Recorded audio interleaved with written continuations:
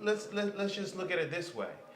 I view those who are pushing systemic injustice and pushing these systems that strip us of our human dignity as the biggest disruptors in the world. A lot of, you know, especially in the black community, black and brown community, we have a lot of that hidden emotional damage, the hidden traumas, because of, and it's just a systemic thing. And I'm like, I want to be a part of the bigger picture of providing care for more than just one family.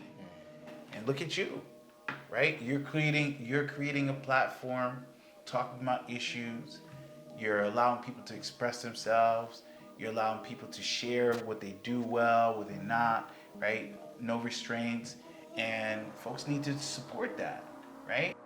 Take your time, focus progression, cultivate killer lines, balance with aggression. Don't overdo it, be subtle with your influence. All people want is real, and all that you have is you.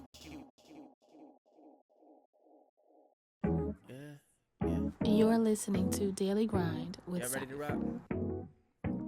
I'll be indulgent. What's up? It's your boy Syfe. Thank you for tuning in to yet another episode of Daily Grind. And today I have a guest, Archange Antoine from the state of New Jersey, a great community organizer. And we have really deep discussions on mental health, on what community organization looks like, on ways that we can better our world, on activism, and so much more. I hope that you're motivated and encouraged by this episode. You're inspired to do something and to change the world around you. With that, take a listen. So, what is your position? I consider you an activist. Do you consider yourself an activist? Nah, man, I don't consider myself. What do you consider yourself? Well, all big shout out to all the activists. I think the activists are needed. I think activists are people who are out there. They're holding signs. You know, they're making noise. They're going to the meetings. I'm sure I've seen and they're you do that raising us. before. Absolutely. But I consider myself an organizer. Okay. And so organizers are the ones that it's not just about going to a meeting, making noise, or being loud. It's about having a very strategic plan and how to work with various organizations and entities and partners around a larger systemic plan and approach towards legislative or transformational change. And so again, I love the activists, but you know, organizers, we understand that it's impossible to get anything done with one person, and when the lights are gone, the organizers are still working. You know, what does it take to be an organizer? Like, and it's clearly long hours. Yeah, well, you know, I got into organizing back in 2000, around 2011, 2010, 2011.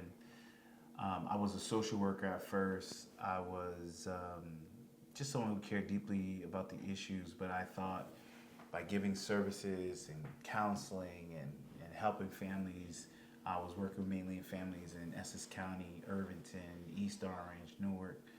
And I loved the work I was doing. I saw the progress, but I lost one of my kids to gun violence, man. His name was Ruben.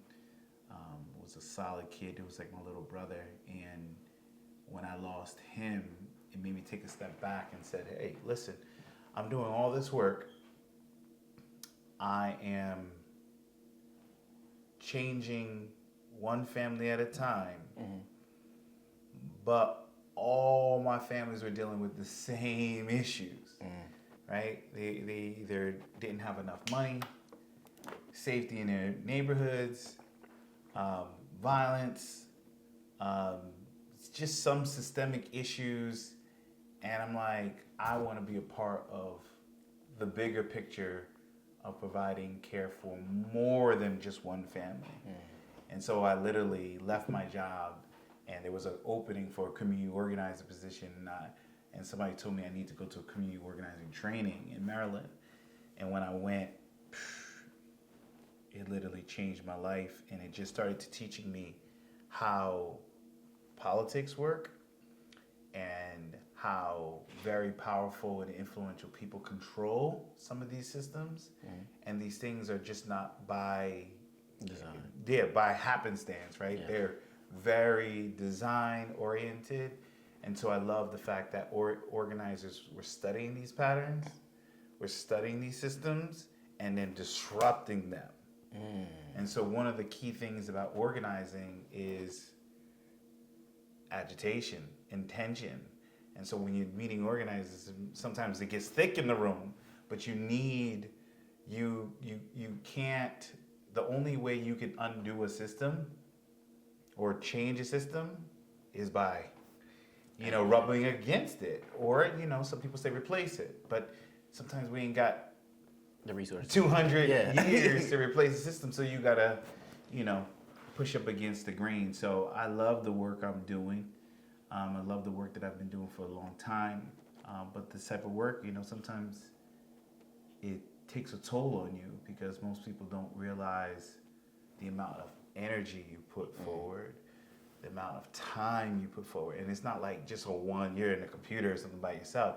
You're working with a whole bunch of people that everybody will say you're not supposed to be working with, right? So you're working with cats on the street, you're working with cats in the church, cats in the masjid, cats in the synagogue, you're working with cats who are, non-traditional religion, you're working with men, women, black folks, white folks, gay folks, all types of people, and you're bringing them together. You're saying we have to work together because traditionally the system says, nah, Separate. you need to all be separate and you all need to be doing your own thing. And what we say is when you do your own thing, it's cool, but you don't get the results. Okay. Yeah. So you said a couple words here. Disruptor. You consider what you do like a disruptor thing? So, I mean that in a good way though. yeah. Good way, no good way. Good trouble as yeah. So let's just look at it this way. I view those who are pushing systemic injustice and pushing these systems that strip us of our human dignity as the biggest disruptors in the world. Okay. So they come into our communities, they break us up, they oppress us, they suppress us, they repress us, right? They extract resources from us, they extract resources from our communities, they assassinate folks around the world, they take our tax dollars and do stuff that we don't want. They're disrupting all day long. So for me, what we're doing is matching that energy, but doing good. And so, but on the other hand, as a black man, as somebody who identifies with the black radical tradition, which comes from a lot of our ancestors who, during the times of the Atlantic slave trade specifically, they were fighting up against those systems, right? They were speaking out, they were mobilizing, they were organizing, they were putting their bodies in the line. Why? Because our family members were getting raped, molested, tortured, killed, sold. So that tradition continues to rest with us, that when we see systems that deprive our families and our communities of their humanity, their God-given rights, it is our obligation to attempt to disrupt those systems. And when you go to disrupt those systems, people will always feel some type of way because they're like, what, you try to mess with something that's good for me? Right? Yeah. It's like all anti-war protests is like, oh man, shut up. It's like, wait, so you want me to be quiet about the war because you getting paid? From it, yeah. Your corporation getting paid? Your company's getting paid secretly? And you just want to silence me? No, I'm going to be louder than I ever can. But the problem is with disruption is that we have a conditioning that continues to take into our communities, which frowns on disruption. Yeah. That tells you need to be peaceful. Be docile. And be meek. And be understanding. And be loving. And forgiving. And those concepts and philosophies and theologies are important. But when they're rooted in your oppression, they're not cool, right? I hurt you, I take advantage of your daughter, I take advantage of your son, and then I use your religion to say, oh, you're supposed to be quiet about it.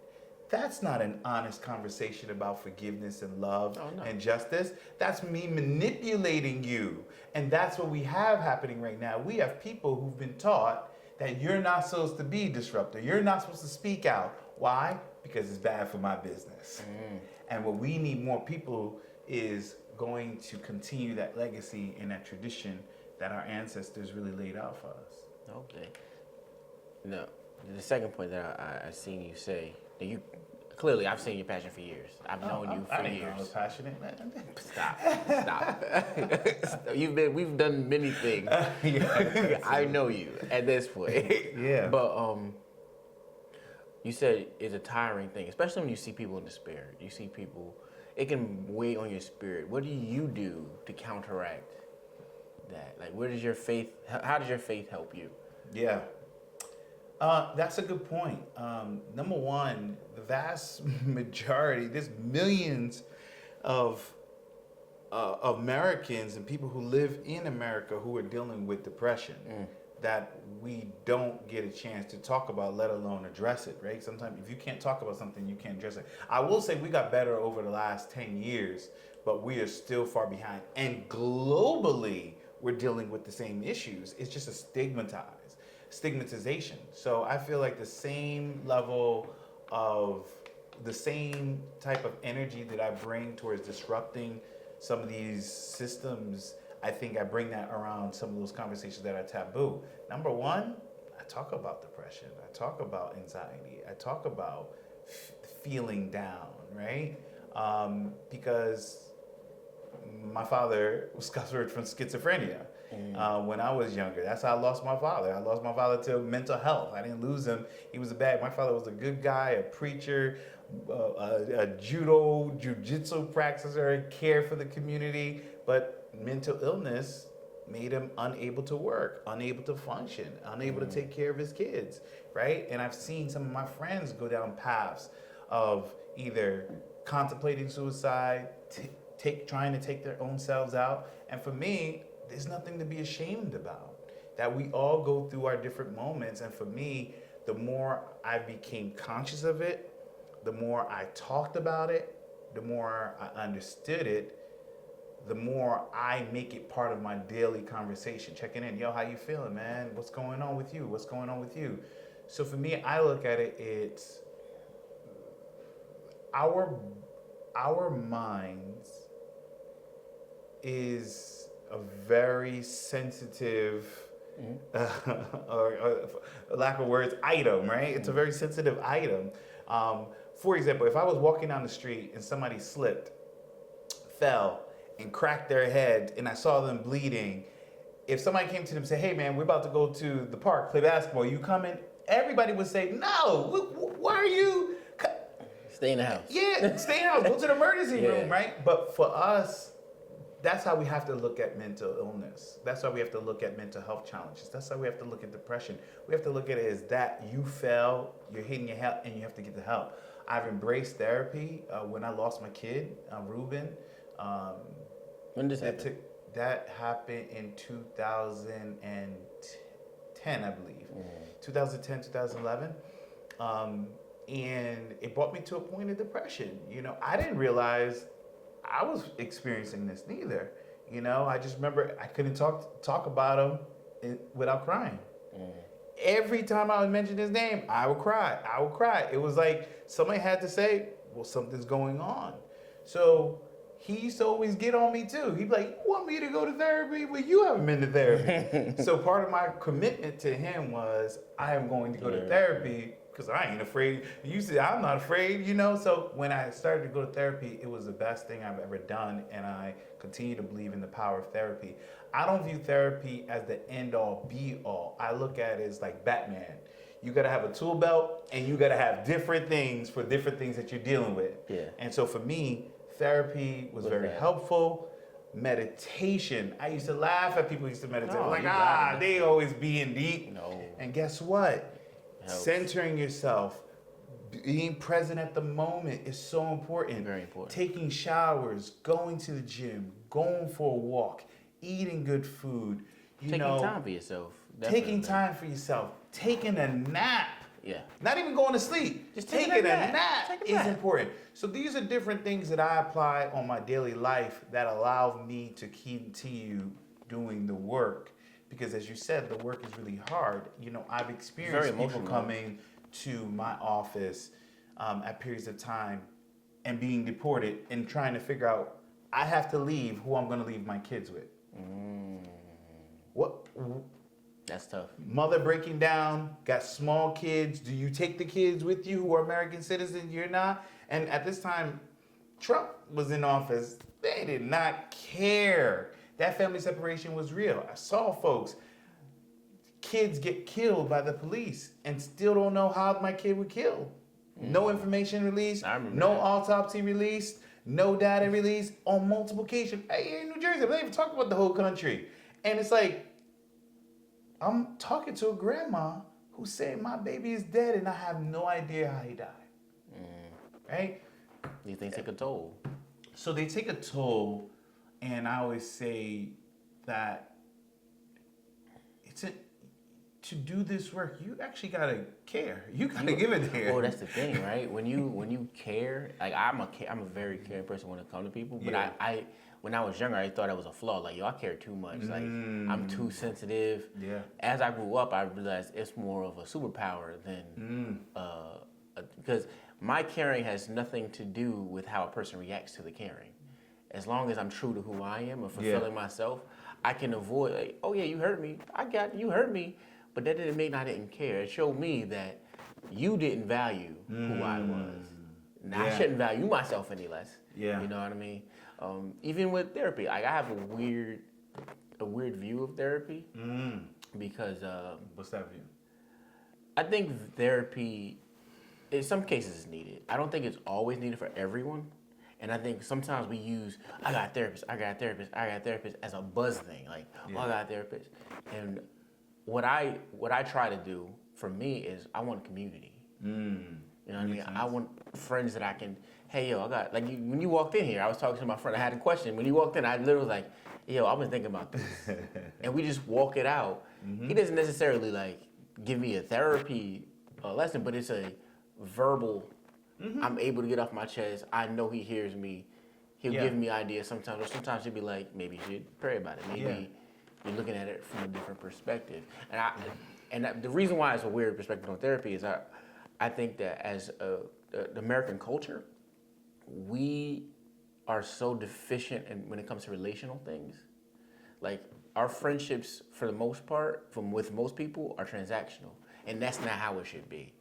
We should, like you're saying, if you care, you really gotta care. So with my friends, I really care, and I hope that they really care about me too. That way, when I'm down or I'm, hey, you acting different. Yeah. Maybe you do need therapy. Like, if you would come to me and we talked, and you could, like, I brushed off of you, and then you'd be like, you know, you telling me all of this, perhaps you need therapy. I'm more inclined to listen to you if we're close friends than somebody be like, well, I got a therapist, you should text them. I'm gonna look at you like you're crazy. You know what I mean? It's so impersonal to me. So, I mean, number one, I think it's important to understand how you feel about something.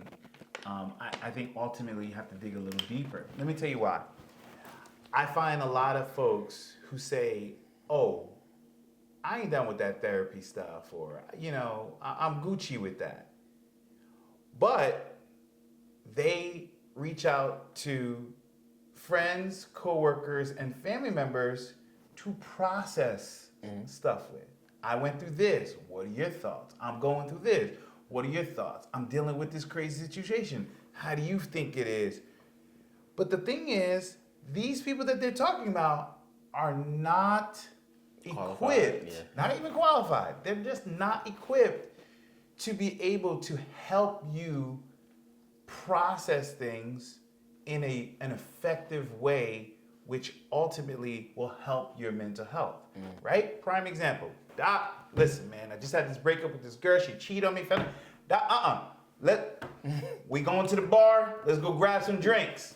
Now, I get it, right? That's your people's, they're trying to give you that release. Yeah. But when you're dealing with an extreme situation, right? And your stuff is just popping, do you really need to be consuming liquor And then now you got another friend saying, nah, we going out, we gonna smoke, we gonna do this. And all I'm saying is their intent is good. They care for you. But the effectiveness. But that's how they learn to manage their own situation. Maybe you need somebody who's gonna say, but how do you feel about that? And it's the expressing of your feelings that you need to do, not just sharing what you went through, but actually talking about, I'm hurt. Because you could get the drink in, you could get the talk in, but you never get to the point where you actually admit that you're hurting. That's true. So my point is saying, I don't think we should be glorifying these therapists as if they're godlike. However, I think we need to. Necessity. Yeah, we need to kind of respect them for the trainings that they went through. Some of these folks, they went to school for 8 years. For sure. They did 300, that's what I mean, 400 hours of training. That's what I mean. You know, when I say, I do not think like a therapist, like your job is stupid. That's crazy. And I know people that think that.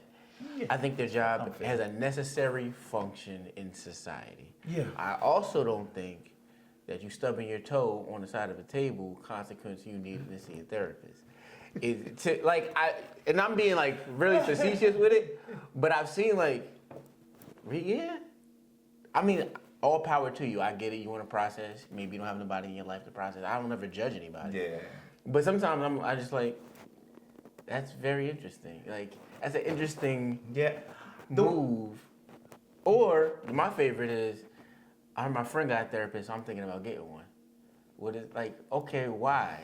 Are you getting it because it's like Nike sneakers? She got one, so you want one? So let me say this.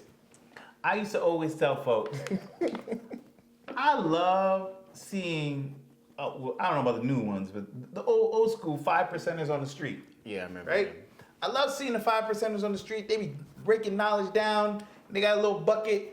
You give them $1 or two. Yeah, they doing all that stuff. And people be like, oh, wow. And I'm like, I am so thankful that these guys, mainly they're all men, out here on the block, on the corner, on the train station, preaching, teaching, encouraging.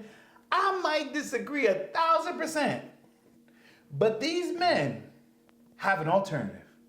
They didn't have to be on the street. They could have been robbing, killing, murdering, stealing my car, pimping, but they preaching their message. They're trying to encourage you. So my point is, I always do $1, I always do $5, I always do, keep it going, brother. Because if I can encourage you to stay on this track of what I deem as a positive way, then it ain't hurting nobody. And all I'm saying is, if my friend said, I want to get a therapist because you get a therapist, praise God. You ain't out here killing.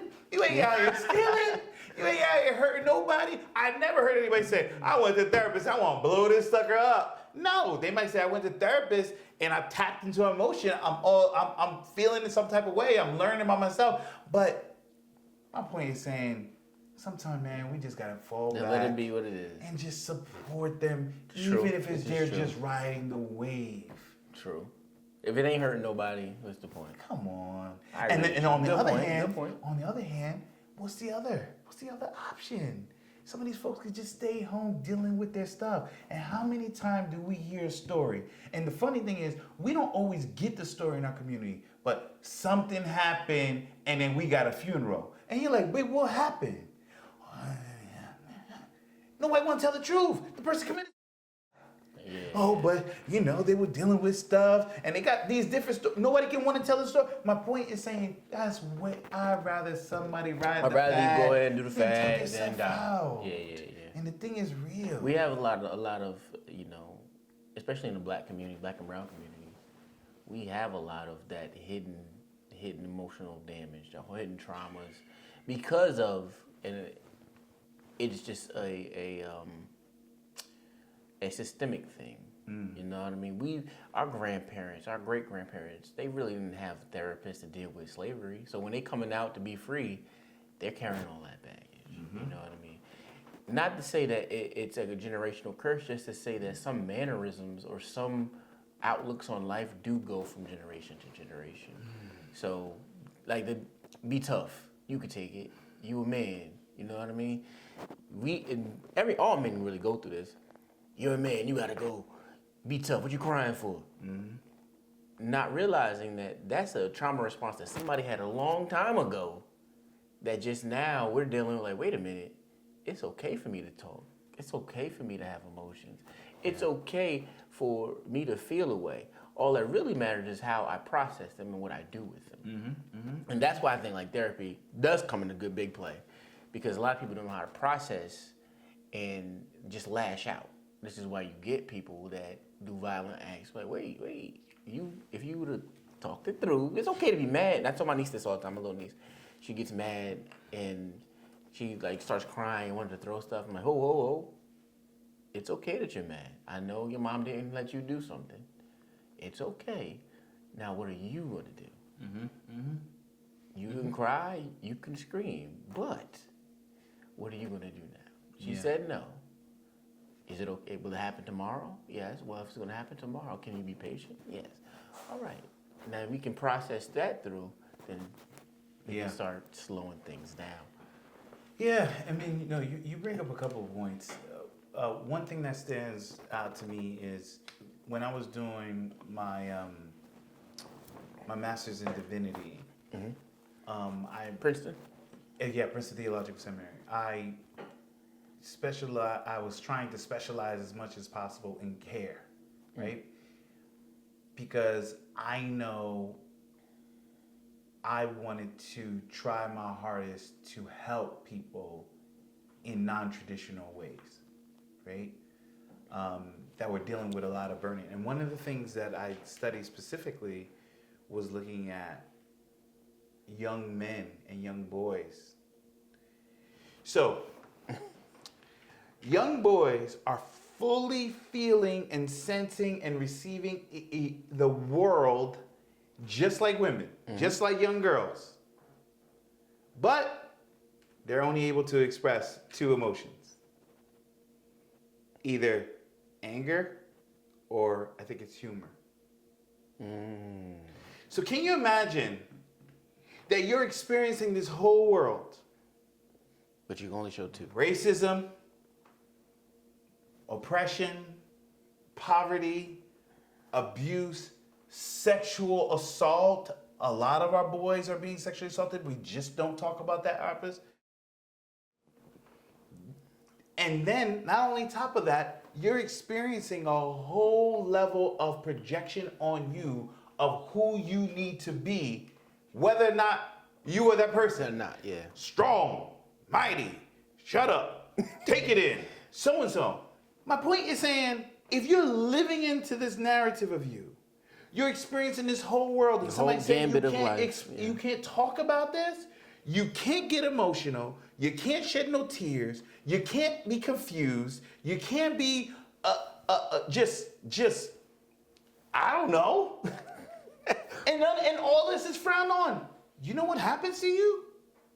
You start to take it all in, and that pressure breaks pipes. And this is what I believe, that I know we have these long conversations about toxic masculinity, right?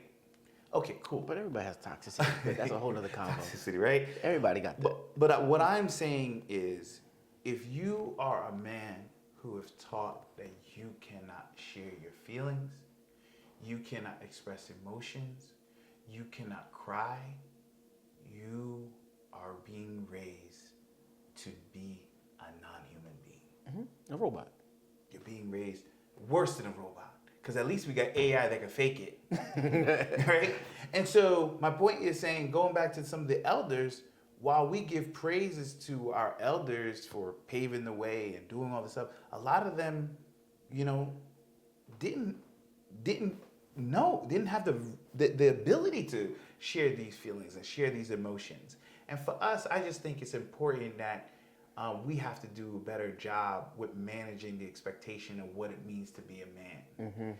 So prime example of Christians. All right. At the forefront of everything that we believe is the teachers, the teachings of Jesus Christ in the gospel. Last time I checked, it said Jesus wept. Oh, yeah, empathy. Right? He moved with emotions. So when we hear these concepts, even being preached in the church about not being emotional, not expressing yourself, not crying, it's like it's counterintuitive. It's counterintuitive to the gospel of Jesus Christ. And ironically, and this is the kicker, right? So, as men, when you're looking for a mate or a wife, girlfriend, whatever, they want you to be tough up until they want you to have emotion. But the fact that you were never taught to have emotion, when it's time for you to have it, either one or two things happen. Why are you acting soft? You were tougher than that. Or, I just want you to be super feminine with me. I just want you to let it out. We don't know how. We don't know how. So how was your day? My day was good. Tell me what happened. It was a day. Nothing happened? No, I mean, because we don't do that. Yeah. Even with guys, we go to the barbershop. We don't be like, hey, bro, how you been? It's like, hey, are you good? Yeah, I'm good. Yeah. You see the game last night? We gave one option, right? You good? You good. That's it. We're never taught that. So it's kind of tough. And hopefully as we,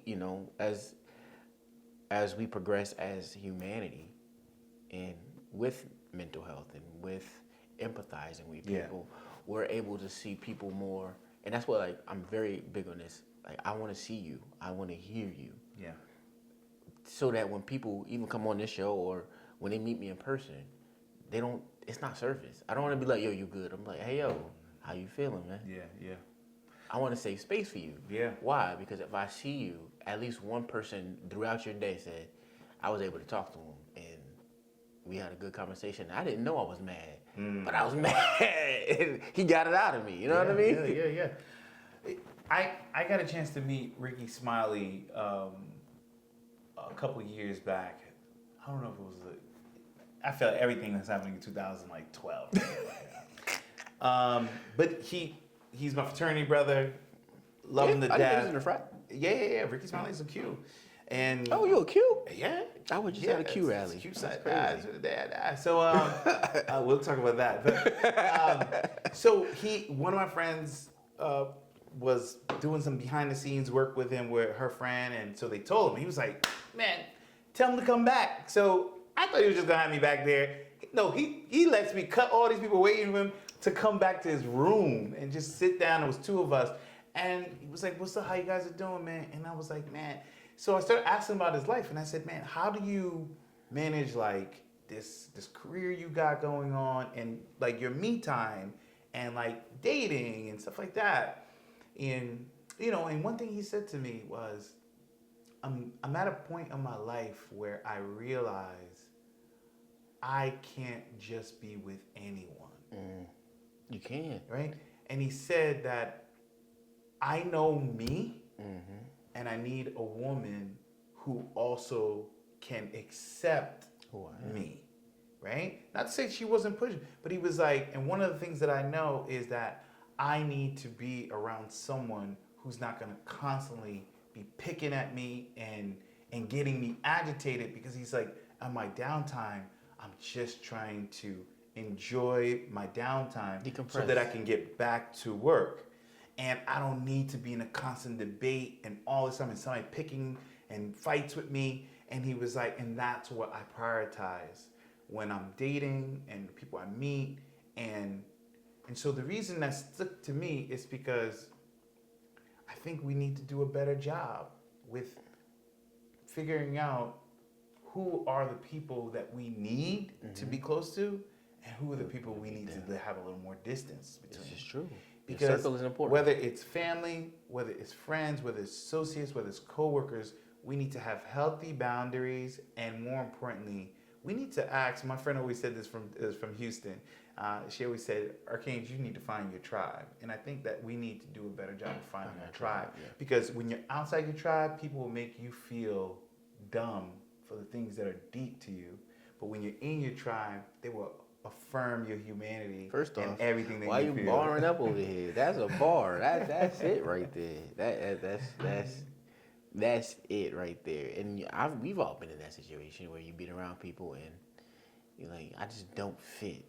And it's not that you don't fit, it's that they don't want you to fit because you're different. Why do you think it's so deep? Why is it so serious to you? Because it is. Or you're not meant to fit. Yeah. right? If we try to put triangle pegs in the square hole, like what are we doing?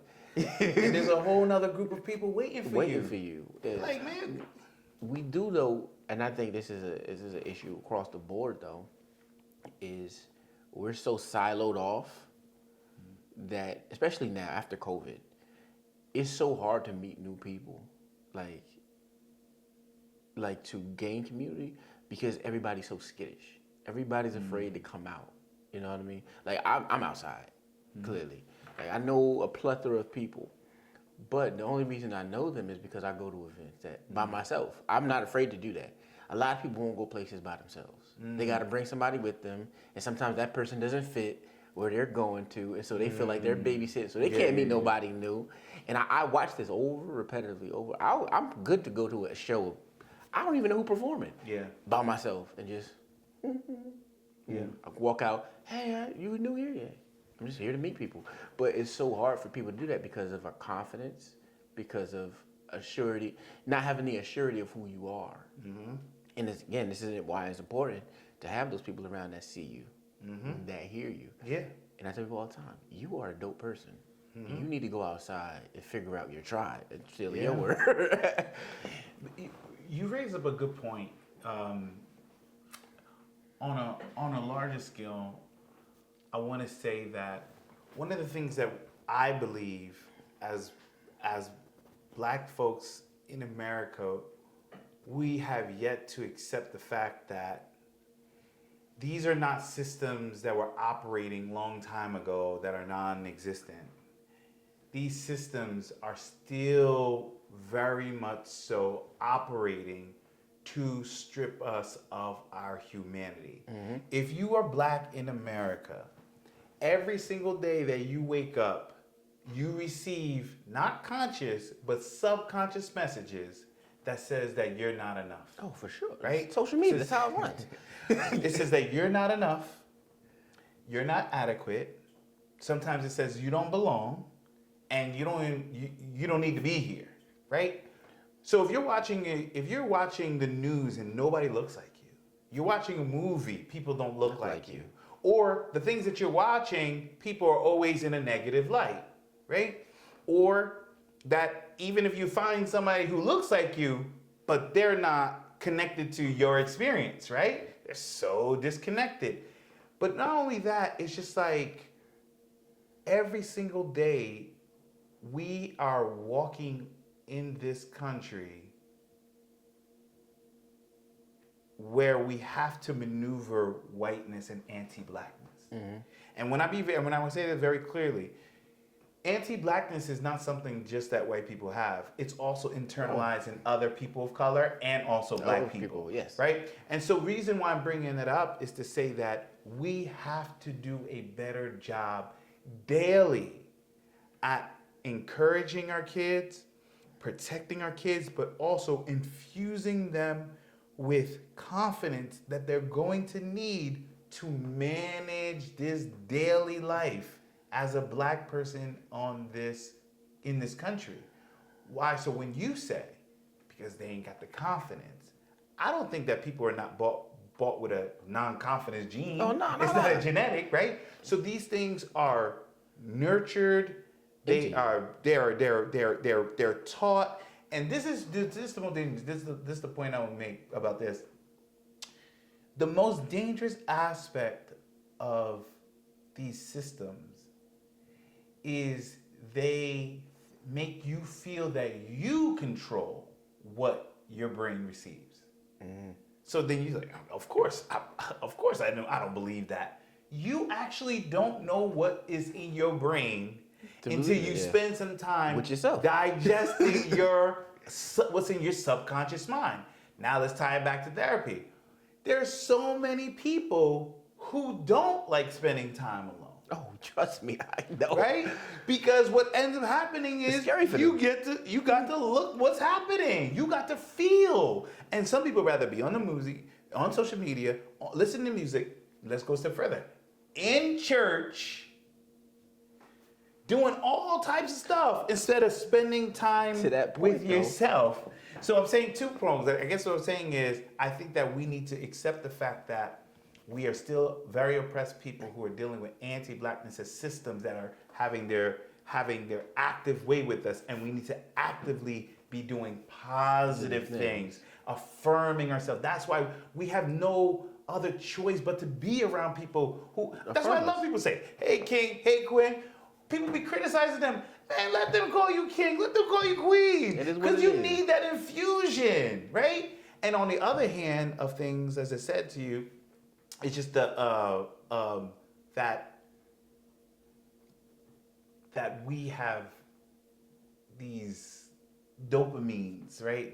Not just the dopamines, but we have drugged ourselves from so that we're not dealing with ourselves. And it takes a lot of strength to be able to break off that. Being quiet. Yeah. Just listen. Well, because if you don't learn it young, and this is the scary part, it becomes avalanche. You say a friend dies when you're young, and you don't process it, but you keep moving. You play football, you break your leg, you're like, you can't play football no more, but you process it. Keep going. There's other things. You find a girl, she leaves you. But you don't process it. By the time you're 21, 22, 23, you have left so many things unprocessed and packed up, that sitting by yourself is the scariest thing you can do. Why do I do it? And I had to think about that myself too. Like for a long time when I was younger, I didn't think I was attractive at all. Like I was like, I would have a girlfriend and then I would always second guess like, why? You know what I mean? Because my personality was a deeper thinker. Like I would ask the deep questions, and they would kind of get like, "Why are you?"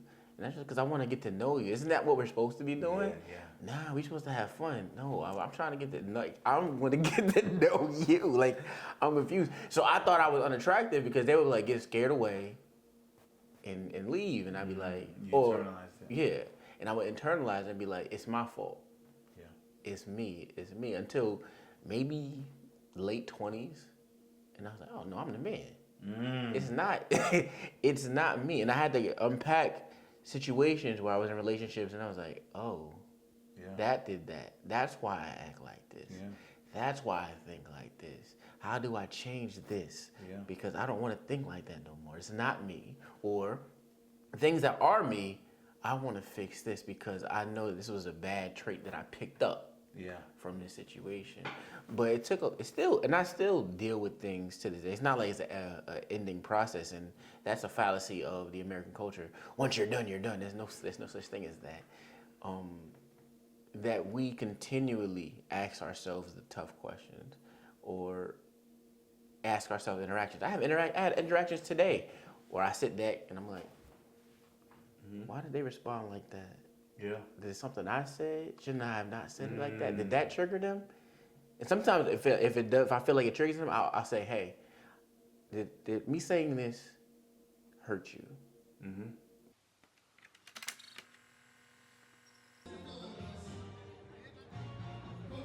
The strength of the Black community lies in its resilience, unity, and shared history. Through generations of struggle, creativity, and triumph, we've built something powerful. A community that uplifts, empowers, and supports one another. Our stories, traditions, and collective experiences are a testament to the power of togetherness. As Martin Luther King Jr. once said, whatever affects one directly affects all indirectly. I can never be what I ought to be until you are what you ought to be. When we stand together, we rise together. In unity, we thrive. By investing in our own, we secure a future of hope and strength for generations to come. So let's get into the next topic. I know this is the topic of the day right now, because literally it started last week before the debate, a little before the debate. Xenophobia in America right now, and specifically with our Haitian brothers and sisters. Yeah. The report is something a Springfield, Ohio Facebook post. Some lady said. Hold on. I wanted to go back. Is that possible? Yeah. You were bringing up a good point. Okay, we can go through that. Yeah. No. I definitely want to talk about the Haitian issue, but I think there was a point that you were bringing up about needing to get to know some of these kids. Oh yes. Before we chastising, trying to correct them, meeting people where they're at. For me, I feel that people of faith have so many answers to a lot of the problems of the world. But I find that we have restricted the spirit to these boundaries of the four walls of our church / what we have been taught by our pastor. And as someone who cares deeply about history and even church history and theology, right? That's taken me on an interesting journey. Starting before seminary, getting into seminary, and then I'm coming out with my book. Oh yeah. By the end of the year, God help me, right? Look at that camera and tell them what the name of the book is. No, not yet. Not yet, yeah. But it's a very interesting book. But this is the point that I was saying. That Black people continue to move like we practice an orthodox type of religion. Mm-hmm. When in fact, like, Black people historically have never practiced an orthodox religion. And what do I mean by that? Our ancestors were always practicing a different form of religion. Mm-hmm. So, prime example. Folks were coming from the Atlantic slave trade. They were coming into these places that we call America today. And a lot of them were not Christians, right? Some of them were Christians. Some of them were Muslim. Mm-hmm. And some of them were practicing all types of forms of different African traditions.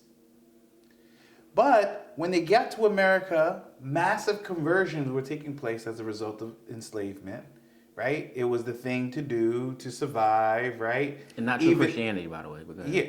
So definitely not. But even though when you were literally supposed to convert, you were supposed to have all rights given to you. There were exceptions made for African enslaved people that you would not get all rights given to you as a Christian, right? As you do to stay in power. So what happened was that, as you said, the folks who were practicing Christianity, these white folks, were not really practicing Christianity. They were not at all. They were practicing what we call slaveholders' religion. Mm-hmm. It was a religion that was stated Christianity, but below it was all types of interests around wealth and extraction, exploitation, keeping the systems of slavery alive, and they did it in so many different ways. But the beautiful thing about our ancestors, they knew this wasn't the real way. And so there was these so they had these moments where they had to go to the church, right? They had to stay at the top, stay at the bottom, go to separate services, right?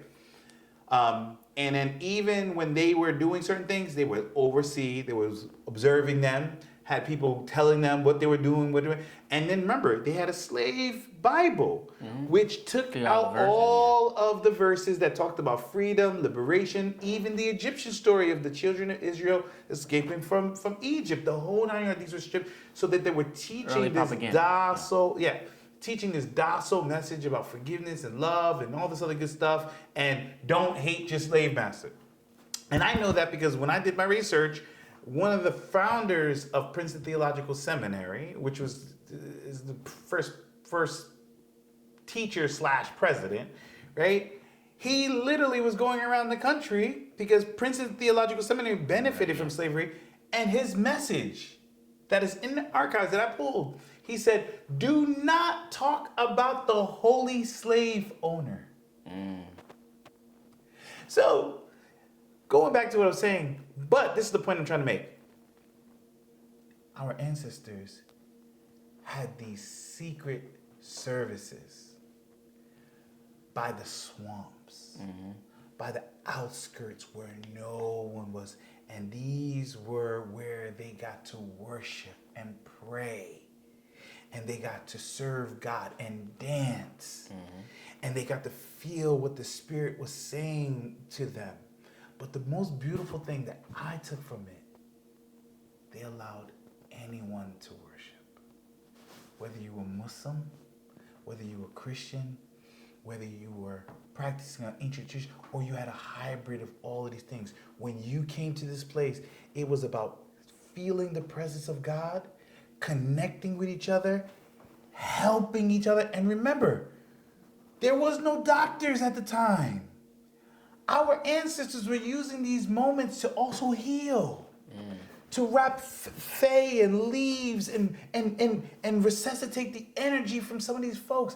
And so this is when I meet black folks, specifically Christian, that says, we don't do this and we don't do that and this is the way we do it and this is how we do it. And it's like, baby, that's a new concept. That's new, bro. Because we come from hundreds of years of our ancestors practicing a non-traditional religion.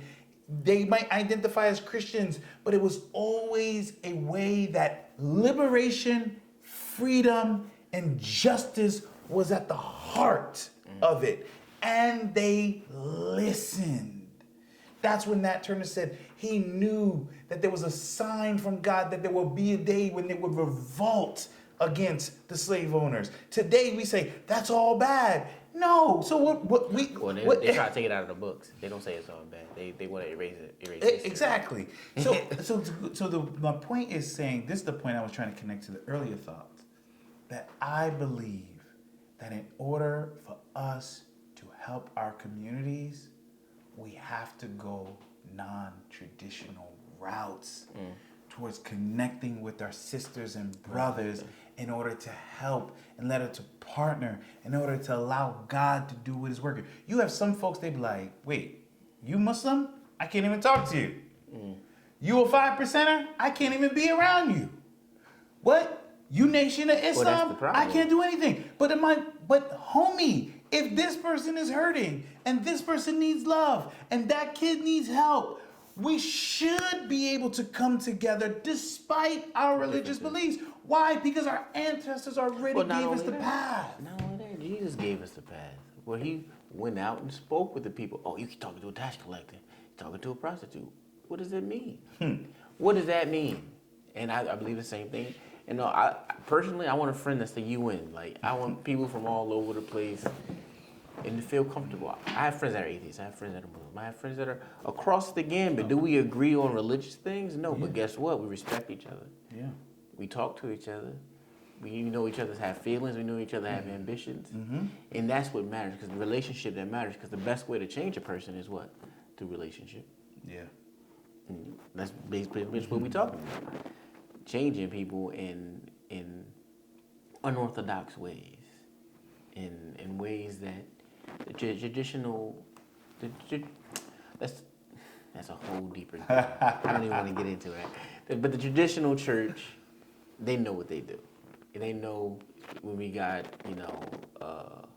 theologies that benefit from putting and tone people down. You know what I mean? When you have money as the God in somebody's religion, in somebody's theologies. So you got to kind of tread carefully and understand. But that again goes back to studying for yourself. It goes back to knowing yourself. Like, wait a minute. Okay, I'm tithing. What does that mean, though? You know what I mean? But it's a whole different thing. But yeah, I mean, like you were saying, you got to we got to do untraditional with it. So, to my point, to my question, or not question, my topic. Yeah. Xenophobia. We've seen, for the last few years, we've seen a lot of xenophobic statements and things like that. But this one is kind of ridiculous. Yeah. It's ridiculous, but it also is so inflammatory because of the ridiculousness of it, that it's concerning of where it brings America or how America sits right now. So, cats and dogs, Facebook, Donald Trump, J.D. Vance, they speak on, they basically say the Haitians in Springfield, Ohio, were kidnapping cats and dogs and eating them. Now, And ducks. And ducks? Duck is pretty good. Listen, duck is pretty good. Oh, geese. Geese. Duck confit is all right.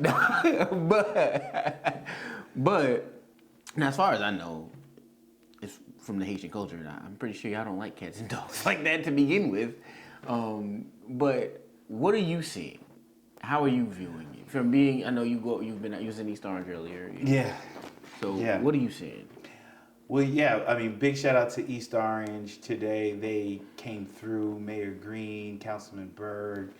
They really had the whole city standing in solidarity with the Haitian community and the Haitian migrants who were being dehumanized by the Republican Party, Trump, and J.D. Vance. And it was a powerful moment. So, listen, I love politics, and I enjoy so many pieces of it. The reality is this: the Republican Party is dying a slow death. Their main base, which is white folks, are finally hitting the number where they're going to be less than 50% of America. And the Republican Party hasn't done the work in order to legitimately win over a new base of folks by race, by age, by regions. And a lot of the old money that controls the party is not interested in moving in that direction. So historically, the Republican Party is pretty ruthless. Well, both parties are ruthless, but the Republican Party is ruthless as it pertains to our community. Yes. Well, now, because No, historically, the Republicans used to be on the Democrats. I remember, what was it? The Republican Party of, was it North Carolina and all that? It switched at some point, but that's more history. Yeah. You're talking about the Great Switch. We Yes. we can talk about that, and I think the current Republicans now use that as a way to justify what they used to be. But historically, if you're trying to compare the past, the Republicans of them would be the Democrats, and the Democrats of them would be the Republicans, right? So it was a great switch. We'll get there. You could Google Great Switch. You could get a feel of that. But what I'm saying is, the Republicans, at least since the late 70s, have used a campaign of demonization of mainly black, but also brown people to win elections, right? Either it's the welfare queen that's taking all your government money and you're feeling she got all these kids, having kids, living off of government, living the fat land, buying shrimp, doing all this other good stuff. Whether it is black folks in Chicago who are coming to kill you, your neighbors is crime. You need to build. And also, let me just say this. Democrats do the same thing. Oh, yeah. The only difference is Democrats know they have to be very careful because black people are the majority of an important base that they have. They can't do that, right? So my point is saying now Trump is like, listen, I'm not getting any waves. I got my behind handed to me in this debate. That's why I don't debate again, right? He was really quick to debate Joe Biden again. He was like, I don't know if I want to debate this one, right? J.D. Vance is on message, but he didn't give him the bump he needed. He thought he was going to be he's not the man, right? He got a little, and Trump is still doing what he does. But the point is saying it's back to the old playing book. Fear-mongering. The fear. How do we get white people to be afraid? And and by them being afraid, and not just afraid, but it's this irrational fear, right? Be afraid, and they're afraid, but it's like it doesn't really add to the numbers. It doesn't add to the data, but it's irrational. So what you see right now is a continuance of an anti-black campaign that is used during these times of election. And what it's going to do is exacerbate a small particular thing to make it seem like it's the biggest thing in the world, so that we ride this wave into election time. Because he can't win in debates. He can't win on the issues. He's not in the position of power. There's no other new thing happening. The economy might get better, because if you cut interest rates, the economy is going to get better, right? And the Fed is leaning, is sending a message that we might cut interest rates. So we might get an interest rate cut in September, right here. You never know. We might get 2 interest cuts before it happens. Again, somebody might say I'm crazy, but my point is saying that's going to infuse your economy. People, the stock market is going to be big. I'm not saying that's going to be good for average people, but at least those who are investing in the stock market are going to be making money. My point is saying that's what's happening. It is not just a Haitian migrant thing. It is a direct attack to Haitian migrants, but it is part of a larger attack of how white supremacists do campaigning in this political environment.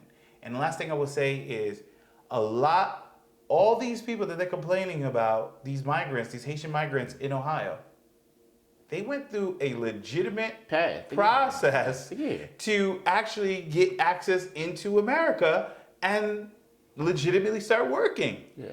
And not only that, guess who it happened underneath? Trump. He the one that did it. No. So it literally was happening when he was in office, but it wasn't the political thing to do. Now it's the political thing to do, right? So it's like the girl, like it's the dude with the girl that says, I love her. Then you break up with her, and then you start saying she was the worst. She didn't know how to cook. You're like, wait, why you do that when you was with her? Because it wasn't the thing to do. Now I hate her. Now she broke my heart. Now I want to tell all the stories, So that's really what's happening. How do you think it's affecting the Haitian community? Oh man, I think there's tiers. You have a large group of older Haitian folks who have bought into respectability. So their whole thing is like, we are hard workers, we don't want to get involved, and we're going to keep our heads above and just work hard and demonstrate through action that we're not anything that they're depicting us as. And then you got another group of older folks who are just like, this is wrong. I don't know what to do politically, but I'm mad and I'm angry, and this shouldn't be happening. And to be honest with you, they're also hurt because they're like, we've been through this. We were experiencing this in the 70s and the 80s when people said that Haitians were the ones that brought AIDS in the world. And they had massive demonstrations, massive protests. Then they had to change the stuff and say, we made a mistake, But you demonize the whole group of people, right? And then I would say younger generation, some of them, the comedians, the funny people making jokes out of it. I'm about to eat my cat, dog, That goes to our early thing. Huh? We got 2 choices, humor or anger. And then I think you got a lot of folks is like, it's about to be a problem, Don't joke around, And if somebody say something, it's about to be a problem. So we ain't playing. And so I think you got a lot of different views, and I would say I haven't met anyone who is just like, whatever.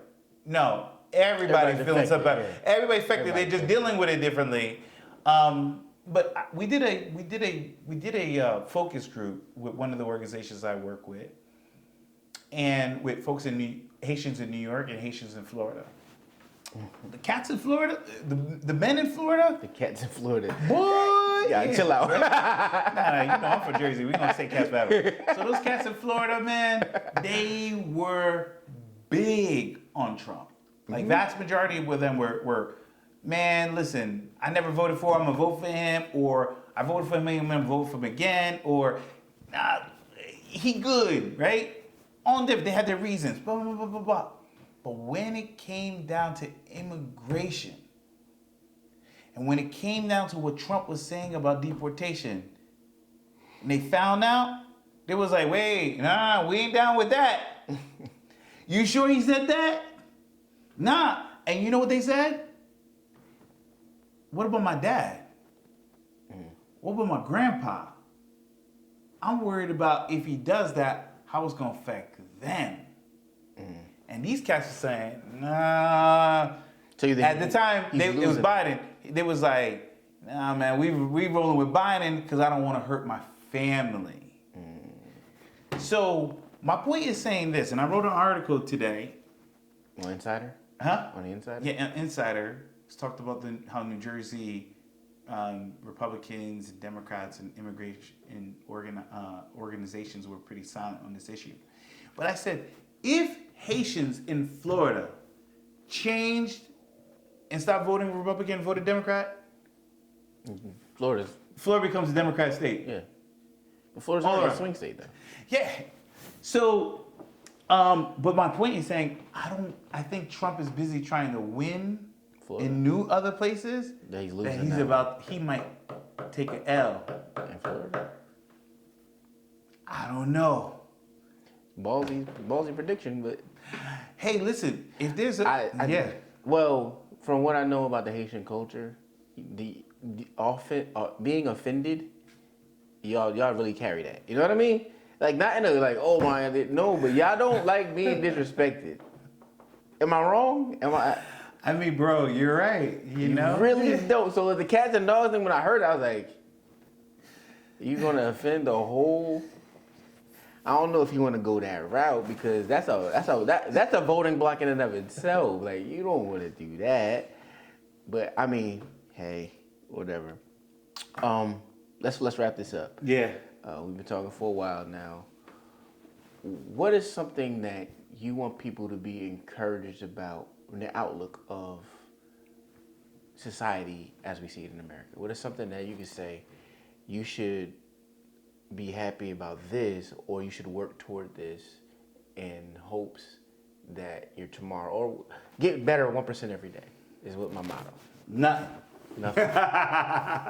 No. It's like, honestly, man, I would say if there's anything to be excited about, it is these young folks. And I would honestly bring our generation into it too. That Millennial folks game. have been putting this work in. The Black Lives Matter movement was so powerful; it shook the world. Mm-hmm. And we were out here. You got climate justice organizers, generation, what was it, Z, out here, literally putting their bodies in a line, disrupting these elected officials, putting on their streets, calling them out about, you're about to jack up our earth. You're about to die and leave us with a jacked up earth. Even Look at with these. Kamala. Look at these folks who are anti-war, standing in solidarity with Congo and Palestine and Sudan and some of these other communities that people have forgot. Look at what they're standing for Haiti. And all I'm saying is, when you put these folks together, They're a force. they're a huge force. And now, millennials are the largest voting bloc in America. Yeah, We surpassed baby boomers. The thing is, do we come out like the baby boomers is always going to be the question. But my point is, if anybody has hope, it is in these young folks. It is in the younger generation who are risking. You know how many college students were getting their scholarships taken away, jobs, threatened for demonstrating against genocide and for Palestine, right? Talking about this stuff. My point is just saying that if I was putting my faith, it would be in this new wave of how do you cultivate that? How do you support them in your way, in your shape or form? Donate to them when they're doing things, like their posts, share, encourage them, drop messages. I have this one woman, I don't know her from a can of paint, but everything I post, she be like, hands up, love, so and so. She's just straight up old white woman, retired. But she's always encouraging, man. I mean, hope I don't embarrass her or whatever. But she is really like always just dropping a line, and people don't realize how far that goes. Really far. When you're doing this work, it is lonely sometimes. We talked about that. But my point is saying these kids out in the streets, they get these moments where they're like, are we doing the right thing? Because this country will gaslight you. All right? day. You be like doing this stuff, they be like, you're wrong for doing it. Like, wait, I just talked about saving the life. And no, yeah, make the world, the environment. So anyways, I'm saying it's the younger folks, man, that is my hope. When I see folks, Cop City in Georgia, fighting, risking their lives, speaking up, faith leaders calling themselves, it's such a beautiful thing. And so for me, that's the hope. That is the hope. And I think we need to give all in supporting some of these folks doing the work. And look at you, right? You're creating a platform, talking about issues. You're allowing people to express themselves.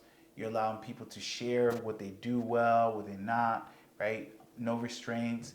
And folks need to support that, right? You're taking time out of your own schedule. You're making this thing happen. And I hope that people are gonna like and share and give and support and tell you you're doing a good job, because I guarantee you, like a share, somebody saying you're doing a good job, and I saw your interview, it makes you inspired. Artists need to be inspired too, right? You do the inspiring, but you need to be inspired. Always. And sometimes the best way you do it, is by somebody saying, man, you did a great job, keep it moving. So that's my hope. I appreciate that, and that's my hope as well. That's my hope as well. Thank you for coming and blessing me with your knowledge. With your You're insight. crazy, brother. I think we had good dialogue, definitely. Anytime we talk, we've had many engagements over the years. Yeah. And I learn things, and I hopefully you learn things. I don't know. Absolutely, man. I don't want to presume. But you always give insight. You always give me a nugget to challenge the way I think. You know what I mean? And I value that because we really don't get to have those perspectives. Our perspective challenged. So thank you for coming on Daily Grind. And as always, love y'all. I hope you guys are inspired. Archange is a man. Follow him. Where can they follow you? What's your... First of all, don't follow me unless you want some gangster stuff happening. So, Archange Antoine, ArchangeAntoine. You can follow me on Instagram, Twitter. I get all the social media on there, but I'm really on Twitter. I'm on Twitter. You better get on Twitter. As always, love y'all. Stay motivated, stay encouraged. This is Daily Grind. Peace. You've just been listening to Daily Grind with Saif. We hope you stay encouraged and motivated. Now get on your grind. Thanks for listening. Please like, subscribe, and share. It really helps us out.